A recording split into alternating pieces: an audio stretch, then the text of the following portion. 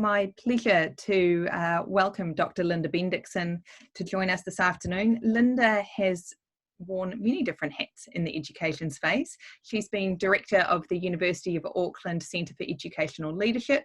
She's been a primary school principal. She has been a regional manager responsible for school performance for the Ministry of Education.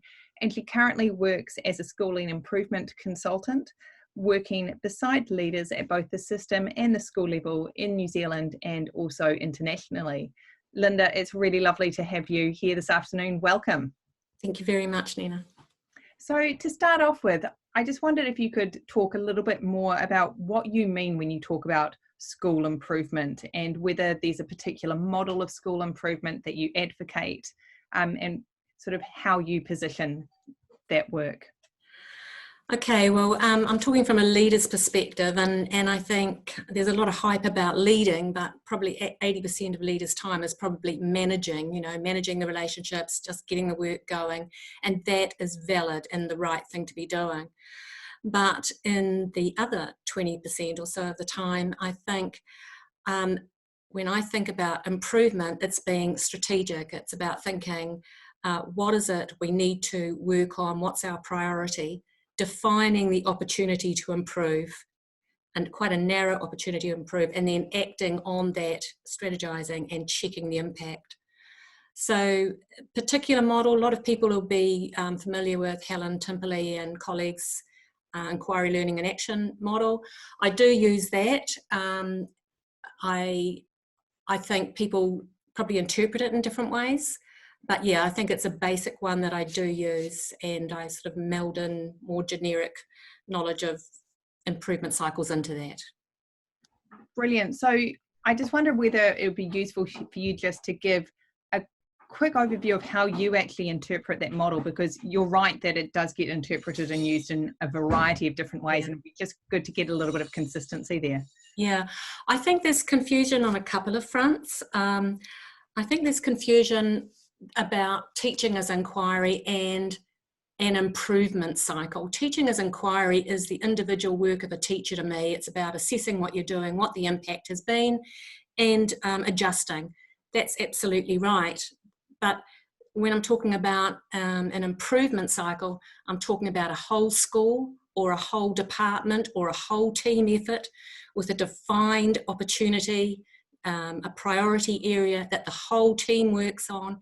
And for me, the efficient way of working is to think of teaching as inquiry as embedded in that work, and you do it as a team. You have consistency in your focus, consistency in strategy, and then you really see if you've got an impact and you can transfer that learning as a team to another area. Yeah, that's really useful, I think. And I guess one of the things that you've emphasised when talking about improvement is that one of the sort of starting points for it is actually identifying a priority. What is it that you're actually looking to improve? What is it that you're going to focus on? How should schools or groups within schools start thinking about how to prioritise their improvement journeys? Well, a well-known researcher in America, Joe Murphy, once said, it doesn't really matter where you start, just start doing it and learn by doing. And improvement cycles are about learning by doing. But what I talk about to people is, make it a student-centered factor. For example, a lot of people might have cultural problems or adult problems of different kinds. We all do. If you're working with people, that's the nature of it. But I would encourage people to focus on what's the limiting factor at the student level. Focus on that, and by working together, you deal with your adult issues of variance. And think about, what's really the one or two things that are most preventing improvement in this school. If we focus on this, will it make a big difference to a significant group of students? Have we got influence over it? We mightn't have influence over transients, for example, but we have influence over many, many factors. Is there a level of commitment to this? So it's no good a leader saying, well, this is the area we need to improve when all of the staff clearly see something else as a barrier. And I've had that situation. And it's got to be manageable, so it's got to be small. And don't be afraid to take a small problem. Now, if I use an example, quite historic, but when I was in a large school, went into a large school, the first problem we worked on in this way was playground behaviour. It was clearly identifiable. It was disrupting the school. It had flow-on effects into the classroom. So that was the first problem we worked on to improve. And once we got that going, we were then moving on to an academic problem that it was a written language problem, and I identified that at that time. I'd come from a poorer community, a very poor community. The level of written language was better in that school than the one I went to.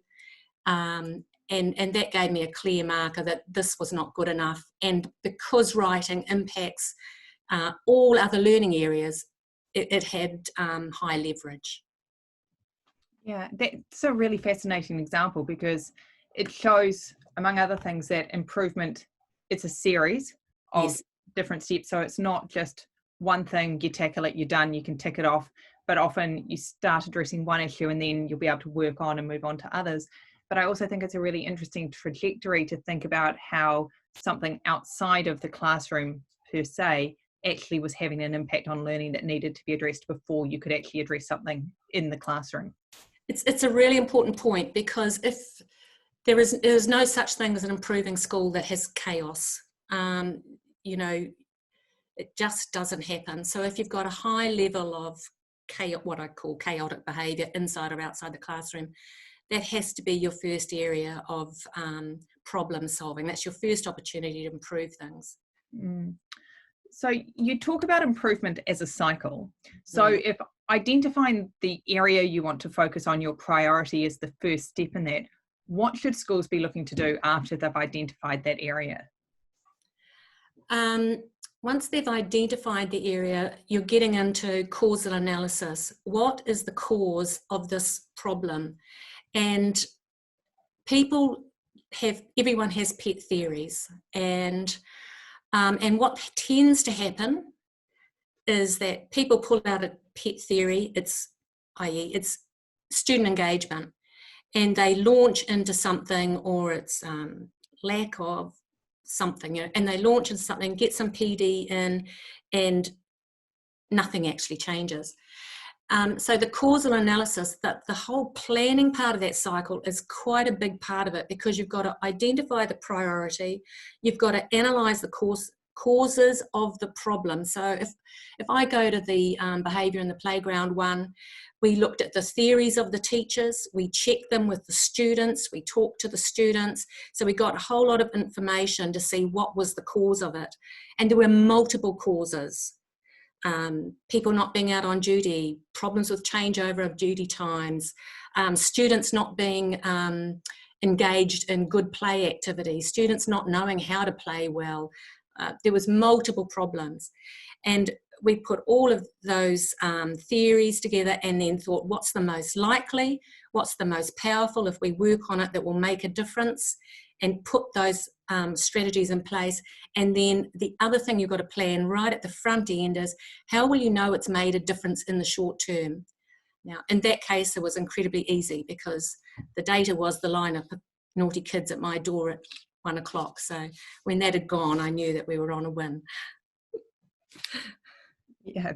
So just before I ask my next question, I'm just going to remind people that feel free to send in any questions that you have, and I will feed those into our conversation.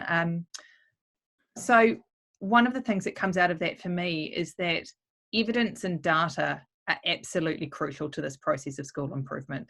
It helps you to understand what's going on, but it also helps you to understand whether what you're doing is having an impact and is actually leading to improvement. Yes. And I know that this is an area that a lot of schools historically have struggled with. Do you have any advice for schools for thinking about this? I think don't be overwhelmed by it, and you don't have to have a research degree to do this. You look for the simple indicators. So the behaviour ones, but what is it that we want to see as the difference here? So in the behaviour one, it was eliminating, fighting, etc. in the playground. It was easy to measure. In the written language one, and this was, long ago before a lot of the tools that we have now, we made a rubric about, and at 4 levels, about what kids were writing and how they were writing, and then just categorized all the writing across the school into 4 very broad levels. And then we had a baseline, and you need a baseline. So, there's huge value in using 2 different types of data. There's the standardized data that gives you the big picture, that's the long-term stuff, but that's not where I would do my focusing. That's part of the scanning. What's the patterns that are going on here? What's a problematic area? But find data that's easy to gather, that you can analyze without having a degree, and you're looking for patterns.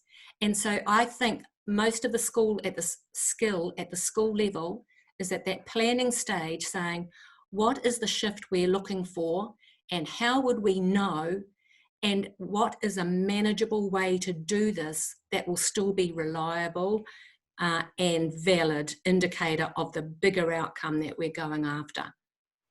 Yeah, that's really useful. And one of the things you mentioned in your playground behaviour example was the utilisation of teacher and student voice. Yes. And I'm guessing that's something that should play a role in this process as well.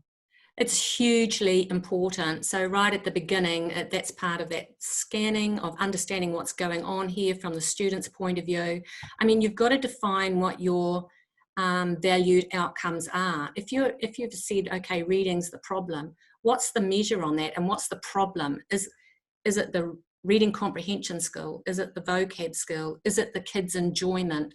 So depending on where you've defined the opportunity to improve, student voice can be extremely useful, and you don't have to make that a huge project. People seem to be wedded to big surveys, but surveys are quite problematic. Whereas if you had every teacher talk to 3 students in the room with some well-crafted questions, and you said, right, we're going to get a student who does well at this, a student who does moderately well at this, a student who doesn't do well at this, and find out what works for them, etc. What the information you want, and then you gather those patterns across the school, and you say, what can we read into that? And an example I would give is that once working with a school where they had this vision that kids weren't engaged and etc. When they actually talked to the students, they found that the students who were most able had a perception of themselves as not knowing enough. And the students who were least able had a perception of themselves as doing very well. And it was, we thought, connected to the type of feedback that was being given to these students. Poorly performing students would be given lots of encouragement, lots of you're doing wells, as opposed to feed forward and next steps, whereas the higher performing students were being given this feed forward, and so did not see themselves as so expert. Yeah, that's fascinating. And actually I've had a very similar experience where what the school thought was going on for students was very different from what was being interpreted by the students. And I think that's a really lovely example of the power of collecting student voice, but also I think the message of making sure that the way that you do it is manageable. Yes. It gives you the most beneficial evidence to inform what it is you're wanting to do. And being willing to believe the students. Yeah. When you've gathered it, a lot of people, if it doesn't line up with their adult view, they dismiss it. So being careful that actually that is the view. Let's dig into that, and what's the response to it. Changing track slightly now.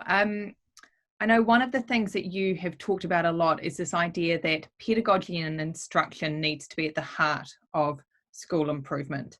Can you talk a little bit more about what you mean by that and why you think that's the case? Yeah, I'd probably reframe it, and I'd say I think leadership is the heart of school improvement because the leaders set the conditions for the quality teaching to occur. And actually all you want as a leader is high quality teaching in every class. That's all. So, but that is actually the hardest nut to crack for a lot of reasons. There's teacher turnover, there's time and motion problems, there's staffing constraints, there's different philosophies of teaching because people learnt their skills in different eras, etc. So it's a really challenging concept. I'm more and more convinced that it's the systems that the leaders put in place that enhances the quality of teaching. I don't think appraisal adds much for many people in any circumstances from what I've seen. But what does add value is when you set up the systems, and I'm thinking of some schools, quite a few of them that I know, who have set up where teams of teachers work with the leader. They're absolutely in the cycle. They're bringing their data to the meetings. They're recording it on an online document so that senior leadership team can see what's going on and can scan things. They're in an absolute cycle of working on improvement, sitting, discussing what they're finding, and you know, it's a living thing. It's not a project. It's not something they're writing up for someone. And that only occurs because leaders have been really strong in putting in really good processes. So they know what happens in meetings. It's not a random thing. The meetings are absolutely focused on the improvement agenda. So that's the way I think about the quality of teaching, because I think we all have different styles. It's not about the style of teaching. Yeah, absolutely. Yeah. And can we delve in a little bit to that example that you're giving around the idea of sort of what you could call data meetings, where Yes. groups of teachers are digging into their data? I'm just wondering about how those might be set up, you know, the idea of having the leader there working alongside those groups of teachers. Where does the balance of power lie within that? How do those get started? How is the momentum maintained? Could you talk a little bit more about how those could operate? I think where they are operating very well is where the senior leader or the team leader is part of the team, and they've got a collaborative working environment that, and we know there is good evidence about it when teachers work effectively in a collaborative way, that enhances outcomes for all. So, for example, I can think of a guy in the South Island who had a team of teachers. They would bring the data, they'd put it on a scatter graph, they'd look at the dots that were showing where the kids were performing, and they would look at the dots of who are these kids, and without going to whose kid is it? Is it yours? Is it yours? They say, okay, these kids here, let's bring up their names. Let's look at the kind of problems they're confronting, and that problem solving. So you can talk about power, but just having meetings doesn't make things happen. And it's about the quality of the discussion in that, and it's not about the loudest voice. The loudest voice doesn't always know the most. So bringing in the expertise. So I think leadership has a really strong part to play on that. On the other hand, as you develop that capability, utilising teacher leaders is extremely powerful in getting that whole teamwork going. And so we've got good examples of that as well, where teachers are almost more respectful of another teacher sometimes because they feel there is no power at play here. But you've got to have the expertise. I've seen bad examples where teachers have been leaders of professional leadership, professional learning communities, so-called. And when you observed what happens in them, they were not effective because the person didn't know what their mandate was, didn't really know the process they were trying to apply, and the meeting times and the structure of the meetings just were ineffective. Like they were too short and there was no structure or not enough structure. So yeah, both can play a part, formal and informal leaders. Yeah, that's really interesting. And interesting, I'm guessing that the balance between those might play out in slightly different ways in different school contexts. Yes, and so we've recently seen some very, very good examples of teacher leadership in curriculum groups, teacher leadership in professional learning groups. So and mixing it up like that is great. I mean, it's growing leadership and growing capability. Mm. So obviously when schools are embarking on an improvement journey and improvement cycles, there's a lot of expertise that lies within a school already. What does the role play for sort of getting external advice, external knowledge? So say schools have identified a particular issue or area, they think they've worked out what's going on, but aren't necessarily quite sure how best to address it. Do you have advice for where they might be able to turn in those circumstances? I think external advice is fantastic in the sense that I think it can take a lot of pressure off the internal leaders. They can be saying the same thing, and then you get somebody comes in and people suddenly listen to it and they think, well, hold on, that's what I was saying. So there's one benefit of bringing in an outside. It sort of validates. But also, I think if an external person is more capable of challenge, sometimes than an internal, because people are less confident to challenge. So, I mean, there's a lot of people in the professional development community who have got high levels of expertise, in particular in, given curriculum areas. So they're available through the ministry contracts. And I'd encourage people to be discerning that you're not looking for a program, you're looking for expertise on this problem you've identified. But there's also the research, such as, I mean, you've got a great site there and depository for that sort of research, but they can reach out to people and get advice on what's a good resource on this. And sometimes I'm surprised that, we all move in different circles, hear different names, hear different things, hear about different authors, etc. So just using your network and saying, who's the expert on this? And more important, do they have an easily digestible text, whether it's video or short writing, etc.? You don't want to give teachers a massive tome.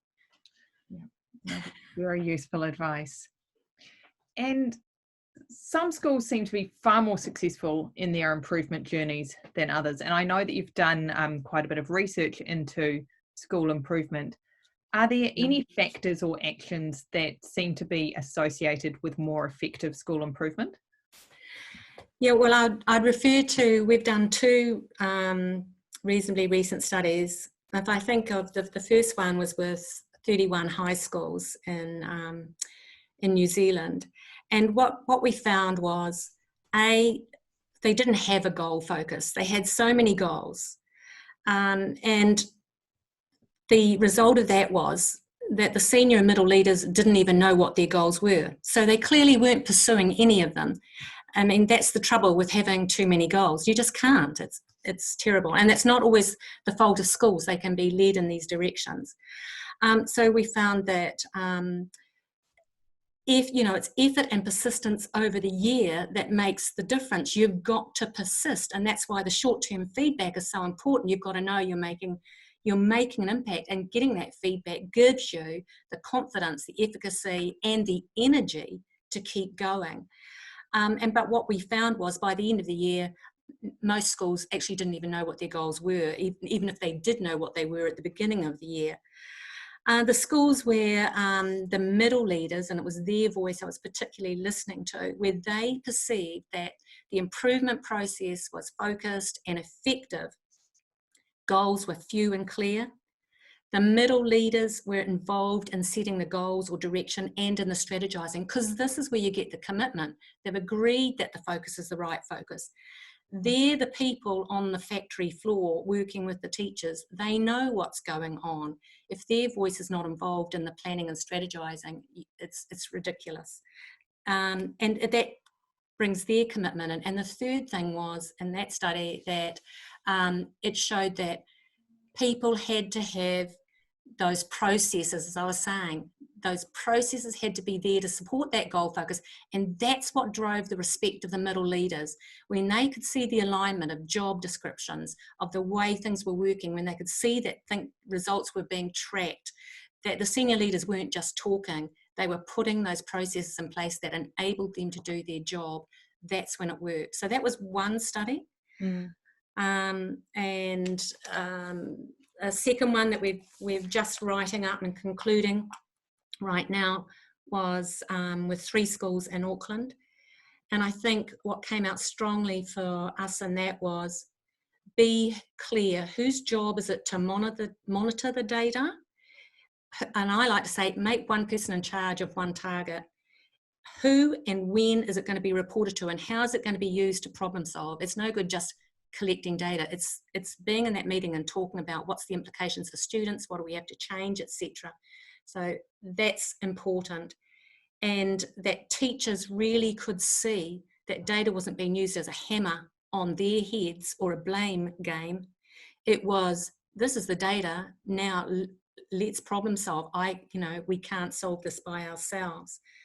And thirdly, that the priority learners that they'd identified, some of them had used that as a method for monitoring. So this group of learners, are they really making the progress? And they were students they were watching carefully, that the students that were priority learners in one subject mightn't be priority learners in another subject, in a secondary context, or even in a primary context. So know what you're monitoring, know who's doing it, and know how you're doing it. And that's senior leadership's role, to put those processes in place. Yeah, that's, I think, some really useful advice there around the power of goals, but also making sure that you're goal setting in the right way and not just for the sake of goal setting. And then, making sure that people do understand and recognize that what they're doing is actually having an impact that's positive for everyone involved. Yeah. And the first part of that was, did they actually know what they were going after?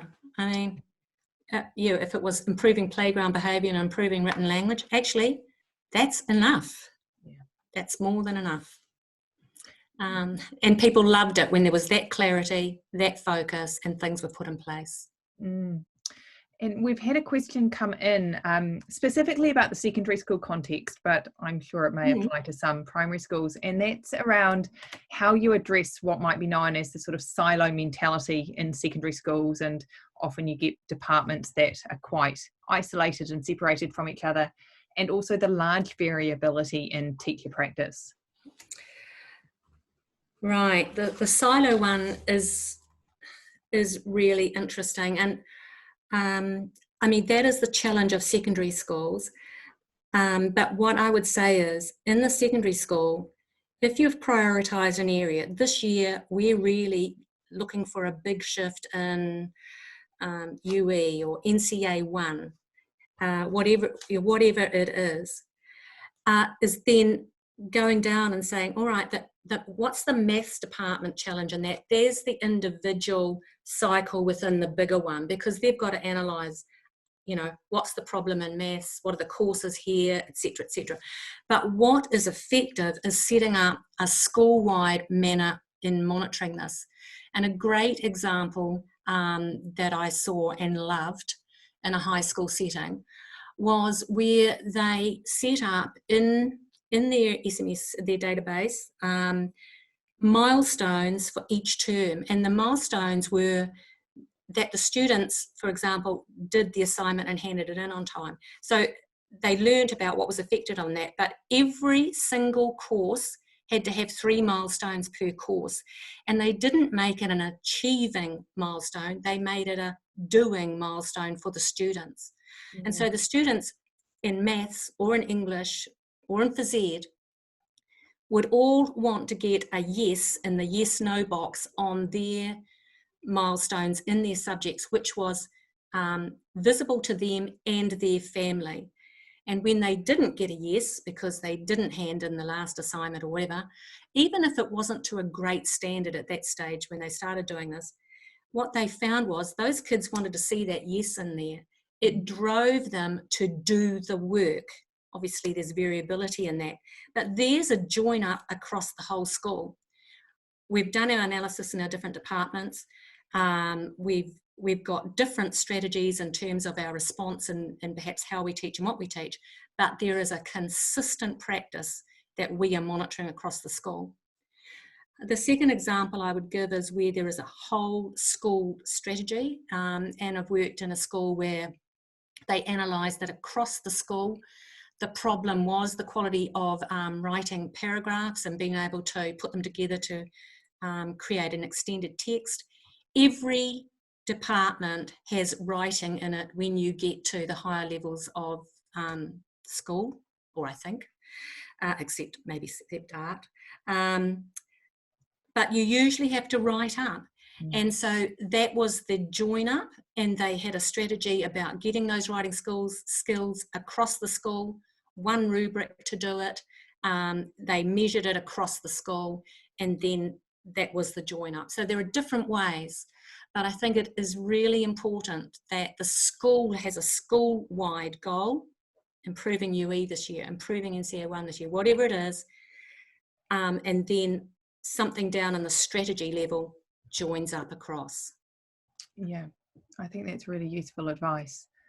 We've had another question in, and that's about, well, the question is about how you balance sort of your shorter term goals with your longer term goals within a school, and how you mediate between those two areas. Yeah. I think that's where the data comes in. So if I put it in a primary school context, think about what's our standardised data tell us about patterns of achievement in the school. So there's a big picture stuff here. So maybe we're using STAR reading data or something like that, beginning and end of year or something. So there's some high level standardised data. But we've analysed within that reading and said, actually, what's the first problem within this broad reading comprehension problem that we're going to attack? And the first problem, you know, if you look at the analysis of data on NAPLAN in Australia or PATs or these sorts of things, you can get a pattern. And so you often find then that we decide on the first problem is actually we want to develop the vocabulary. That's the first part of that problem we're going to work on, and that's the short-term problem, because the big data tells us that's one aspect of it. So we work on that first, and when we feel like we've got enough traction and we've got proof that we've got that, we're saying, okay, what's the next level of the problem? And I'm seeing schools work like this, and it's well documented in lots of places, that you're chipping away at different aspects of that big problem as opposed to taking the one big chunk. You don't get much reward from the big chunk. Yeah, and I think that's incredibly valuable advice, and it can sometimes be difficult because you see where you want to get to and you see the big picture of where you want to end up, but then having to think about it as a series of steps and stages that you get to can sometimes be quite difficult. But I guess ultimately once you get into that way of working, it can be quite rewarding as well, because you suddenly recognize, hey, we're actually making a difference here and we're getting some results. And that's what it's all about. It's absolutely motivating. Students and teachers experience the efficacy. They see they've made a difference, and I hear it over and over again. The teachers get excited when they make a big difference. And it's so rewarding to see. But you see, they get the reward because they put a lot of energy in. They get the reward and they're motivated to keep putting the energy in, but the students do also. So it works at different levels. And once you're in that flow, there's no more sort of big time strategic planning and annual plans, really. You're always on that cycle. And really, this is all your annual plan is. It's supposed to be a record of where you're going, what the focus is, and strategy. Strategy is not a blow by blow, we'll do X, Y, and Z. It's where are the areas that we're going to get the most traction. And I would urge people that you will get a lot of traction if you sort out and plan ahead on short-term indicators, and if you look very much at what structures we're putting in place and how well are they in place. That's very useful advice. I'm going to change track slightly. We are quickly coming up to the end of our time this afternoon, but obviously over the last couple of months, schools have been through an unprecedented degree of change. Yes. Lots of different things to consider and to factor in. But I also know that this level of change can also present opportunities for schools to revisit what they want to focus on, to rethink elements of what they're doing. Do you have any advice for school leaders on how they could be thinking about this period as an opportunity for them? Yeah. Well, someone said, "Never waste a crisis," and it's so true. It's a time of opportunity, and I always say that there's three main places where you get to lead. One is in meetings, so you use that well. The second is in conversations, and the third is in a crisis. Now, we don't normally get the crisis opportunity in education, but here it is, so let's grab it. I would be looking at, what have we learnt? You know, this will have shaken us up. It's shaken me up. It's changed the way I've got to think, and that'll be the same for everyone. What if, you know, they're just scanning on the cycle. What is it that students have valued about learning at home that can be transferred back into this situation? What is it that teachers have learned about effective pedagogy from being forced into a different way of working? And I've heard from leaders who have said, teachers who, you know, stand and talk all day, you know, have had a big challenge in changing the way they operate, but they will have learned a lot from it. And I bet they've been liberated. So how can you transfer that back into the classroom? So if you were doing online and doing a 5-minute concept video and engaging with your students, well, actually, is that a good way to keep proceeding, or whatever? The other opportunity has been consistency. One school leader talked to me about, they set up the method they wanted all the teachers to use online, so it was consistent. And that was a huge opportunity that would never have been realised. But now that you've got there and you've changed your pedagogy, how can you optimise that? So those are the discussions I'd be having with students, families and teachers. And that's that sort of scanning, you know, being curious. What worked here? Why did it work? How can we optimise this in the future? So great chance to shake things up and accelerate improvement. Yeah, and I think that's going back to one of your earlier messages around the importance of actually collecting student voice and getting teacher input and teacher feedback. It comes back to those same ideas. Yeah. And that sort of becomes a natural part of what you do, not a tack on, not a big long survey. Yeah. Well, that's, I think, a really lovely place to leave it this afternoon. You know, an opportunity of hope and future directions and future opportunities for schools. I just wonder, before we close, if you have any sort of parting thoughts or the top things you would like educators to remember or think about when it comes to leadership and schooling improvement. Leadership and schooling improvement is not going to be easy. I see people and they have extremely tough moments to do this, to have the courage to do this. Not everyone's going to like you all of the time. That's a necessary part of it. But if you're a leader, you're responsible for optimising the learning opportunities for students. And it won't always please all of the adults, but you've got to be sure of yourself and seek assurance and support from those around you to really drive this process and build a collaborative team.